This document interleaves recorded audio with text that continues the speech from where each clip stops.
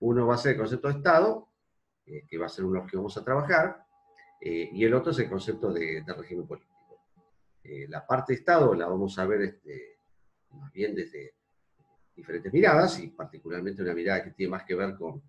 lo que es el origen histórico y modelos históricamente que se desarrollan del Estado moderno, y vamos a terminar la unidad con un análisis respecto al papel del Estado-Nación dentro de lo que es el contexto de la globalización, ¿no? Vamos a ver un texto de Luis Aguilar Villanueva que habla justamente de lo que son las dinámicas y los procesos de globalización, que si bien está escrito hace ya algunos cuantos años, un poco más de 20 años, algunas dinámicas que él plantea ahí siguen siendo dinámicas muy vigentes en cuanto a los ritmos que ha tenido la globalización económica y particularmente la globalización financiera, ¿no? Y desde ahí quizás podemos pensar en el mundo 2020 con un artículo escrito en el año 1998 con el futuro que él avisoraba respecto al papel del Estado en esa nueva escena, ¿no? Y después veremos un poco la parte del régimen político, primero trabajando en particular regímenes democráticos, de manera más general y de manera más particular en América Latina, y cerraremos con todo el tema de regímenes no democráticos. Veremos las diferentes alternativas no democráticas que emergieron como competitivas a la democracia, sobre todo a lo largo del siglo XX, digamos, ¿no? Y veremos si podemos hacer algún comentario respecto al siglo XXI, si tenemos algo de tiempo. Y ahí ya se acabó el cuatrimestre, o esto que podríamos denominar como cuatrimestre, pues ya con todo esto, ya estamos ahí a mediados de diciembre, y ya tenemos el segundo examen encima. A medida que vayamos avanzando, yo les voy a dar algunas ideas también de qué es lo que ya tengo pensado para el segundo examen. Muy bien. Bueno, con respecto al Estado, permítanme hacer dos o tres, yo le diría, consideraciones preliminares, ¿no? La primera tiene más que ver con algún tipo de consideración respecto a definiciones, ¿sí? Sin ánimo de sintetizar la totalidad de las definiciones que hay sobre el tema de Estado, podríamos decir que hay a grandes rasgos, por lo menos dos grupos, digamos, en los cuales uno puede encontrar diferentes tipos de definiciones sobre el Estado. Están aquellas definiciones que ponen, y que llamamos de carácter instrumental, que ponen el acento en los medios, en algún medio específico, ¿sí?, para definir la naturaleza del Estado, ¿sí? Y están aquellas que podríamos llamar definiciones de tipo teleológicas, que tienden a poner el acento para definir el Estado en algún fin o una serie de fines colectivos que el Estado se supone que persigue, o se entiende que el Estado persigue, procura satisfacer a partir de lo que es la actividad estatal, ¿no? Como representante, yo les diría de la primera definición, el caso por excelencia sería el caso de Max Weber, ¿no?, que ustedes deben haber visto algo en sociología, y algo hemos mencionado acá, ¿no? Cuando ustedes ven la famosa definición de Weber, aquella de que el Estado moderno supone una asociación que en el interior de un territorio reclama para sí y con éxito el monopolio de la violencia física, lo que está planteando Weber ahí es una definición de Estado en la cual el Estado no es definido a partir de un fin o de un propósito específico. Weber lo define así porque entiende que el Estado en diferentes contextos históricos persigue variedad de fines y de propósitos, sino que lo que puede uno plantear es una definición del Estado teniendo en cuenta un medio específico. No el único, pero sí uno específico. Y que ese medio específico es el que justamente permite diferenciar al Estado respecto a otras formas de organización de la vida social, ¿no? Sean imperios, ciudades, digamos, ciudades-estado, repúblicas, obispados, etcétera, etcétera. Y ahí aparecía aquel famoso tema del monopolio de la coacción física legítima.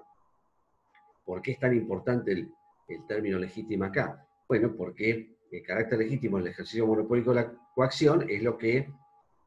diferencia al Estado respecto a otras formas de organización política, e incluso respecto a otras formas de organización que hacen uso de la violencia física como como recurso específico, digamos, ¿no? Yo siempre digo de manera un poco más brutal que, bueno, no es lo mismo el Estado, hablar de Estado, que hablar de una barra brava, porque, bueno, lo que diferencia al Estado es que el Estado tiene algún tipo de reconocimiento en cuanto a la validez para hacer uso de manera exclusiva de la violencia,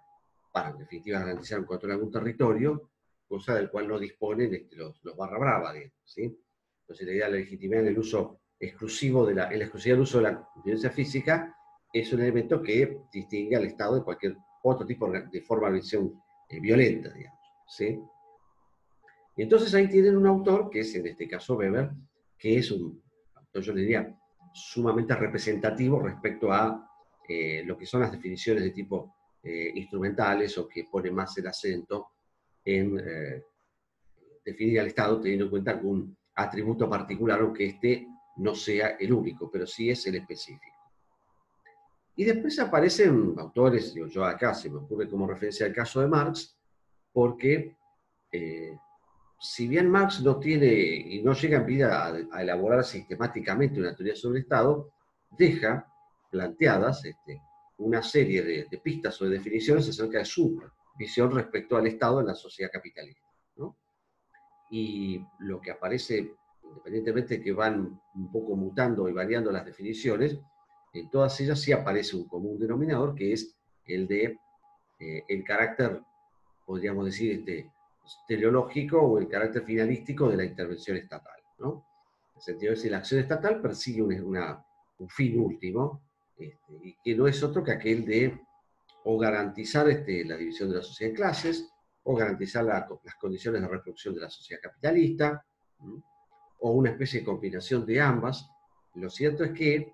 aun cuando Marx no llega en vida a elaborar una teoría sistemática del Estado, deja planteadas una serie de definiciones que dan una idea de una definición más bien teleológica respecto al Estado. Es decir, una definición de Estado que se da a partir de lo que sería el fin último que persigue la actividad estatal como tal, ¿no? En el manifiesto comunista está un poco aquella idea de pensar al Estado representativo como una especie de comité de negocio de la burguesía, ¿no? En otros textos, como es el 18 Brumario, está más bien planteada la idea de un Estado que, disponiendo de cierta autonomía relativa, en última instancia, la actividad o la intervención del Estado está destinada a garantizar ciertas condiciones que tienen que ver con la reproducción de una sociedad capitalista y, en consecuencia, la reproducción de una sociedad de clases, ¿no? Bueno, esto es como para agrupar, obviamente que si bien son autores centrales,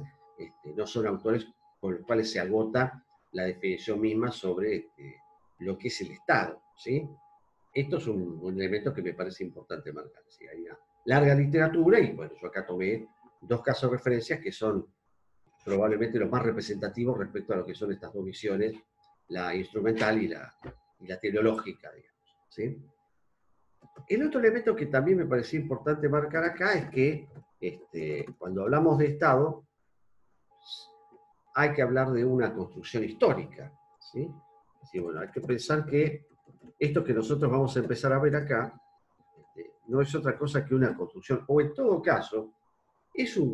la idea de Estado es una representación que da cuenta de una forma histórica de construcción del orden político, ¿sí? Y que, como forma de construcción histórica del orden político, uno la puede ubicar en un contexto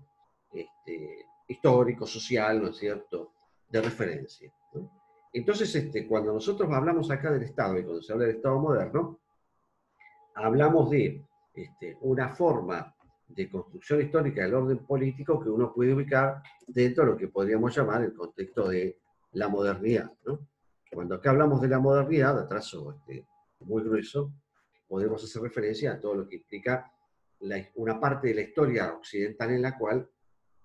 a partir del siglo XVI aproximadamente, empieza un proceso de construcción de una autoridad estatal, y que esto después tiene diferentes momentos, digamos, ¿no? Hay un momento más temprano donde se emergen revoluciones nacionales, el caso de Francia, por ejemplo, o de Gran Bretaña. Hay otros momentos en los cuales aparecen revoluciones nacionales que operan de manera mucho más tardía, ¿no? Países en Europa como Alemania, como Italia, que se constituyen de manera mucho más tardía como estados nacionales, o los mismos países de América Latina que lo van a hacer recién a final del siglo XIX, principio del siglo XX. Pero acá me parece que un aspecto importante a marcar es que cuando nosotros hacemos referencia a la idea del orden, del Estado moderno, perdón, hacemos referencia a una construcción analítica que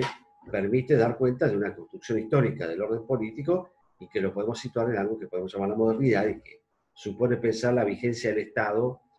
y de un cierto tipo de configuración del orden político desde, digamos, el siglo XVI prácticamente hasta nuestros días, digamos. Todavía hablamos y pensamos en términos del actor estatal como un actor central para entender la política nacional o internacional, aun cuando el actor estatal en este contexto actual comparte en algún sentido soberanía con otros actores que podríamos llamar no estatales. Pero bueno, eso después lo vamos a ver ya cuando hablemos de manera un poco más pormenorizada del tema de globalización. Si es una construcción histórica, entonces, no es una construcción natural, ¿sí? Esto es lo que quería marcar sobre todo. Si el Estado, o lo que representa el Estado como forma de construcción del orden político, no es una construcción natural, es una construcción artificial y es una construcción que emerge a partir de, digamos, diferentes procesos de lucha y de tensión política, ¿no es cierto?, y de guerras prolongadas por momentos, entre actores que impulsan un proceso de una construcción de una autoridad estatal a nivel nacional frente a actores que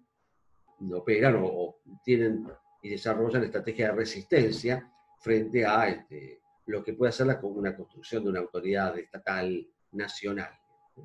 Y ahí justamente aparece otro término que es justamente del Estado-Nación, ¿sí?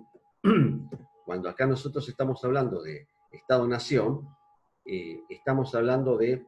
dos términos que en general están íntimamente vinculados. Cuando ustedes estudiaban a lo mejor el colegio secundario, les definía el Estado como nación jurídicamente organizada, ¿no? Sin embargo, la noción de Estado y la idea de nación dan cuenta de procesos que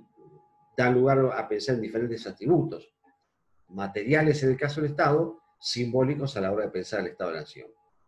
Materiales, ¿a qué me refiero cuando hablo en términos del Estado? Y bueno, en el caso del hablar de lo material implica pensar el Estado asociado a, por ejemplo, la idea del territorio, por ejemplo, a la idea de la existencia de una burocracia profesional, ¿no es cierto? Por ejemplo, pensar al Estado a la idea de un aparato extendido de organizaciones y de agencias y de organismos que extraen recursos de la sociedad, como se puede encontrar en cualquier definición de Estado como tal, ¿sí? Mientras que la idea misma de nación supone que la nación tiene que ver con algo simbólico y con una dimensión simbólica que está asociada a valores, a símbolos, a normas que permitan o no reforzar sentimientos de pertenencia, de identidad, de reconocimiento mutuo entre una cantidad de grupos o personas que forman parte de una comunidad política. Con lo cual, lo que les quiero marcar con esto es que muchas veces los procesos de construcción del Estado y la construcción de la nación no son necesariamente procesos convergentes, ¿sí? Tal es así que tenemos estados que son producto de una construcción de carácter multinacional porque conviven diferentes expresiones nacionales. Nos encontramos con situaciones en las cuales hay pueblos que se definen como nación, pero que no tienen una contención necesaria en alguna estructura estatal o en una estructura territorial, sino que están en diferentes territorios. Y están aquellos casos de países en los cuales la construcción del Estado se da casi de manera convergente con la construcción misma de la nación como tal, ¿no? Como después vamos a ver hablando de América Latina, ahí está la discusión respecto a, y en particular Argentina, de quién dio origen a quién, si el Estado creó una nación, o desde el Estado se crea alguna identidad política nacional, o en realidad si en la Argentina la creación del Estado, la conformación del Estado argentino, vino precedida de alguna, digamos, germen de nación preexistente, digamos, ¿no? Hay una larga discusión sobre esto y obviamente, como toda discusión, no está debidamente saldada, ¿no es cierto? Bueno, estas son algunas precisiones que me parece importante marcar, que quizás no están presentes en el texto, pero me parece importante para encuadrar un poco lo que es el contenido que nosotros vamos a ir trabajando acá, ¿no? Primero, qué es lo que se entiende como Estado, y segundo, poner en situación el hecho que estamos hablando de, bueno, una construcción histórica, una forma de configuración histórica de lo político que tiene una condición histórica de configuración, ¿no? Que permite pensar en la idea de Estado moderno, pero también en algo más complejo que es la construcción de lo estatal y de lo nacional, con las consideraciones que yo hacía recién respecto a esa complejidad. Y tercer aspecto, que ahí yo me meto ya un poco más en el tema, es, bueno, que en general cuando uno encuentra trabajos que hacen referencia a lo que es el Estado y las etapas de formación del Estado moderno, bueno, acá suelen plantearse, según qué literatura tengamos referencia, tres etapas, o podríamos decir tres modelos de lo que es la configuración del Estado moderno, ¿no? En la literatura, o lo más frecuente, se encuentra que cuando se plantea este tema, se plantean tres etapas o tres modelos distintos. El modelo de Estado absolutista, el modelo de Estado liberal y el modelo del Estado social, ¿no? Alguna otra literatura, como esta que vemos acá, y este capítulo de Kuhn sobre el liberalismo político, plantea en realidad que, bueno, todo lo que es la etapa previa a la formación del Estado liberal tendría más que ver con la etapa de formación de un Estado premoderno, pero que hablar de Estado moderno implica partir históricamente de lo que es la construcción del Estado liberal, ¿no? Cuando acá hablamos de Estado liberal, hacemos referencia a lo que es la forma de configuración de Estado que uno puede ubicar aproximadamente desde final del siglo XVII hasta, por lo menos, entrada las primeras décadas del siglo XX o los primeros años del siglo XX, ¿no? Yo ahora voy a marcar algunos elementos de referencia sobre esto. Y cuando hablamos acá de lo que es el Estado social, que no es otra cosa que el Estado llamado también Estado de Bienestar o asistencial o keynesiano o Estado de Bienestar keynesiano, hablamos de lo que es el tema de la configuración del Estado moderno, digamos, a lo largo del siglo XX, o buena parte de él por lo menos. Aun cuando después vamos a ver que hay algunos antecedentes de emergencia de instituciones que dan pie o que tienen que ver con el origen del Estado de Bienestar a final del siglo XIX, ¿no? Pero en general, cuando se hace una especie de secuencia histórica de la fase del Estado moderno, algunos toman como referencia el comienzo del Estado liberal, otros lo hacen en lo que es el comienzo del Estado absolutista. Pero bueno, nosotros acá, siguiendo un poco lo que es el desarrollo de este texto, vamos a empezar con el Estado liberal y dejar toda la etapa previa como una especie de origen de lo que es la formación del Estado premoderno, ¿sí? Entonces, la idea de partida que yo quiero plantear acá es que hablar de las etapas del Estado moderno implica pensar el comienzo del Estado moderno con la emergencia del Estado liberal, ¿no? Y ahí, lo que les planteo un poco el texto son diferentes consideraciones respecto a lo que es el fundamento político, respecto a lo que son las tendencias ideológicas, respecto a lo que es la forma de organización del Estado, cómo se instaura políticamente, cuál es el modelo de organización del Estado, qué tipo de relación establece con la sociedad, con la cultura, qué significa hablar del Estado liberal de derecho. Bueno, yo voy a hacer ahí una especie de pequeño rastreo, ¿sí?, respecto a algunos de estos puntos que plantea el autor, ¿no? Lo primero y principal que les quiero marcar es que toda la primera etapa que está planteada y que viene bajo ese título de origen del liberalismo, en realidad tiene más que ver con toda la etapa de formación, podríamos decir, de transición entre el viejo y el nuevo orden, un viejo orden representado en lo que era el orden social y político de la Edad Media, particularmente de la Baja Edad Media, y cómo, digamos, en ese tránsito a la modernidad se van generando las condiciones que tienen que ver con lo que es la modernidad, si queremos entender la modernidad en términos de grandes referencias como es el Estado, el capitalismo y la ciencia, ¿no?, si lo queremos entender en estos tres sentidos, ¿no?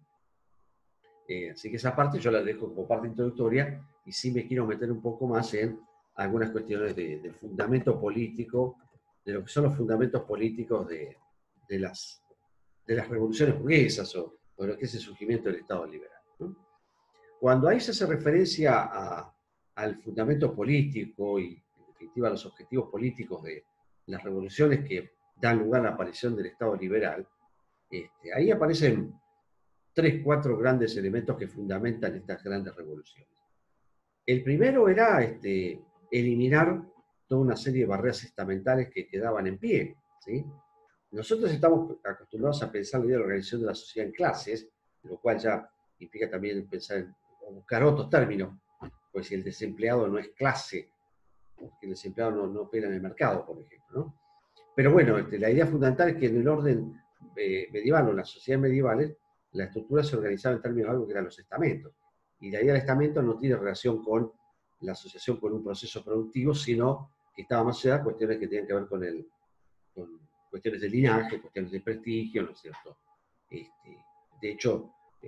hay todavía hoy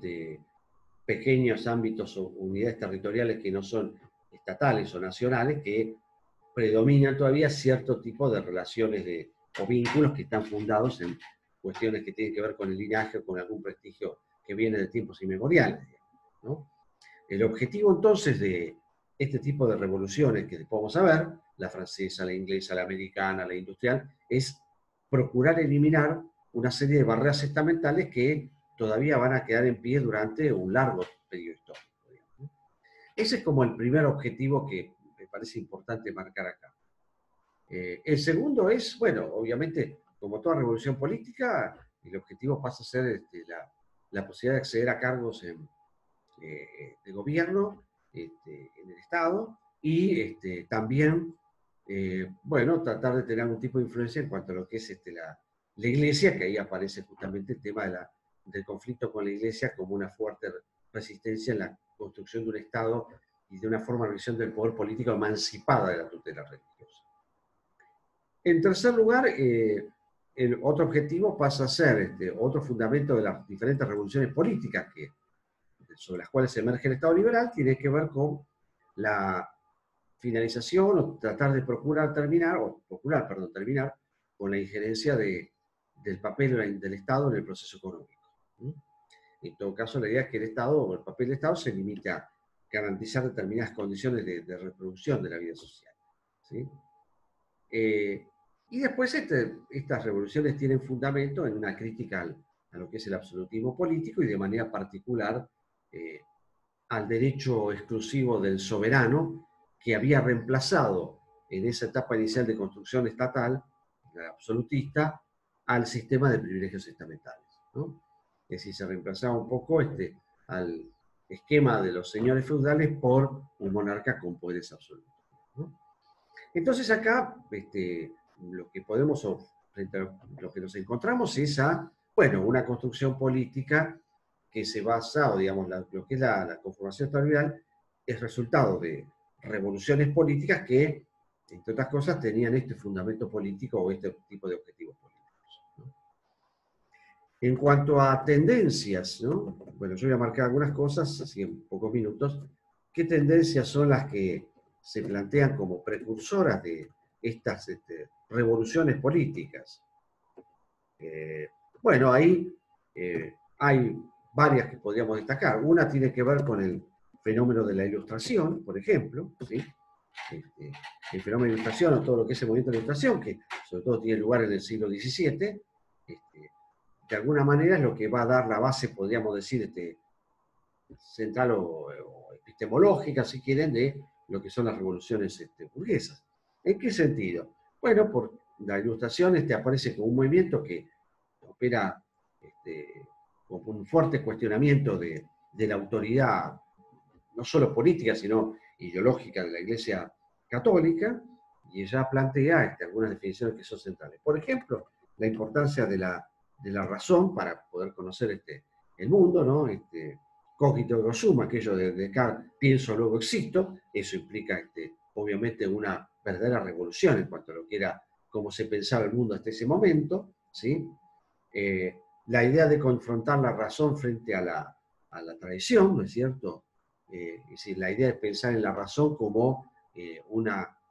podríamos decir, herramienta para comprender el mundo, ¿no es cierto?, distinta a lo que era la tradición anclada en la autoridad espiritual de la iglesia o del cura o del párroco del pueblo, ¿sí? Bueno, sobre la base de la razón se construye una definición de los derechos naturales que tiene que ver con lo que es concepto del naturalismo, ¿no? O lo que es la idea de la doctrina de los derechos naturales, ¿no? Y ahí van a aparecer tres grandes derechos de manera inicial: el derecho a la vida, el derecho a la libertad y el derecho a la propiedad, ¿no? Y el otro elemento que va a aparecer de alguna manera, razón mediante, debidamente fundamentado, es el hecho de pensar de otra manera el ejercicio del poder político, ya pensándolo como un poder político ejercido por parte de los ciudadanos, ¿no? No producto de la gracia divina o de la voluntad del soberano. Es decir, la idea es pensar o fundamentar intelectualmente una teoría que es la teoría de la soberanía popular, como contraposición a la idea de la soberanía de Dios o de la soberanía del príncipe, ¿sí? Y de esa manera darle algún tipo de fundamentación, podríamos decir, teórica y política a lo que representa la soberanía popular, ¿no? Bueno, esto obviamente después tendrá su complejidad o su mayor complejidad a medida que uno va avanzando en este punto, digamos, ¿no? También hay un elemento importante que está presente en lo que es las tendencias precursoras. Bueno, ahí aparecen autores como Locke, como Montesquieu, ¿sí? Donde lo que se elabora justamente es la idea de la división de poderes, ¿no? Y empezar a pensar la idea de que el poder no es algo que está concentrado en el monarca, sino que podemos pensar en la idea de un poder dividido, ¿no es cierto? En su momento inicial o en la etapa inicial, estamos frente a una revolución política que, en definitiva, reivindica básicamente el derecho de la burguesía a participar y a, podríamos decir, a configurar este nuevo orden, ¿no es cierto?, frente a lo que era el dominio político de los sectores más tradicionales, ¿no? Entonces acá lo que tenemos es una cantidad de tendencias que tienen que ver con la importancia de la ilustración, en la medida en que la ilustración pone el acento en la centralidad de la razón frente a la tradición como forma de conocimiento. Bueno, el producto de la razón, ¿cuál es? Y bueno, la emergencia, todo el desarrollo de conocimiento científico y tecnológico es, en definitiva, un producto de la razón, ¿no es cierto?, entenderla como razón lógica, ¿no?, frente a un conocimiento que más bien aparece hasta ese momento basado en la tradición o en tradiciones de carácter ancestral que se transmitían en forma oral en muchos casos y que no tenían ningún tipo de cuestionamiento mediante el uso del razonamiento lógico, digamos, ¿no? Y el otro elemento, como les marcaba acá, es, bueno, como una especie emergente también de la propia razón, que es pensar en una idea del poder y una concepción del poder, no solo emancipado de la tutela religiosa, sino también en la idea del poder pensándolo como un poder dividido, ¿no? Pues los primeros, Montesquieu después, elaboran un poco todo lo que es la idea del moderno principio de la división de poderes, ¿no? Donde acá se plantea la idea de un poder o de un monarca que fuera objeto de algún proceso de control político, ¿sí? Primero será en manos de algún parlamento elegido de manera bastante acotada, luego será en manos de algún parlamento elegido por voluntad popular, ¿no es cierto? De hecho, acá, cuando uno mira cómo evolucionan las monarquías, en el caso particular de la monarquía, hay un tránsito que va de la monarquía absoluta a las monarquías de tipo parlamentarias y luego la monarquía constitucional, que supone un proceso donde se da cuenta de una pérdida paulatina del poder de los reyes en manos del Parlamento primero y de un jefe político que emerge de la conducción parlamentaria, quedando el papel del rey reducido a una figura más bien de carácter simbólica y protocolar como representación simbólica del Estado, ¿no? Bueno, todo ese proceso encuentra su fundamentación teórica entonces en la elaboración de una teoría de la división de poderes, digamos, ¿no? Y en esta idea de pensar el poder como algo dividido, que no esté exclusivamente en manos de un príncipe, sino pensar en la presencia de un príncipe controlado por alguna institución legislativa. Bueno, después las versiones más sofisticadas de la división de poderes pensar en una idea de división tripartita en términos de un poder ejecutivo, un poder legislativo y un poder judicial, teniendo este último en algunos casos un control de los actos de constitucionalidad, digamos, ¿sí? Por supuesto que todo esto tiene un correlato en términos políticos en la medida en que esta transformación no fue una transformación pacífica, sino que tuvo una cantidad de hechos políticos que permitieron instaurar un Estado liberal sobre estos fundamentos. Yo ahora no voy a tener mucho tiempo, lo voy a hacer ahora cuando vuelva, pero sí quiero marcar que, bueno, todo este proceso que lleva a la instauración de este modelo de Estado liberal, digamos, tiene un momento histórico que comienza con la Revolución de 1688 en Inglaterra y que irá después transitando a partir de diferentes revoluciones, ¿no? La Revolución en Estados Unidos, que dio lugar a su independencia, la Revolución Francesa, etcétera, etcétera, ¿no? Es decir, lo que vamos a ver acá es que, digamos, no es un proceso que se da de manera automática, sino que la instauración política del Estado liberal, o el proceso de transición política del Estado absolutista al Estado liberal, será un proceso que se hará, sería el siglo XVIII más que el siglo XVII, un proceso que digamos, tendrá diferentes momentos políticos de gran significación, digamos, ¿no? Bueno, ahora cuando volvamos yo voy a marcar algunos de ellos con un poco más de detalle y marcar algunos elementos que son centrales como resultado de cada una de esas revoluciones. Bueno, no sé si se entendió esta primera parte, yo estoy haciendo un recorrido un poco más rápido y me concentré particularmente en la cuestión del Estado liberal sin ver tanto los antecedentes, casi por cuestiones de tiempo, ¿no? Me interesaba más definir un poco más el Estado y ponerlo en una perspectiva histórica del Estado moderno para encuadrar esta discusión.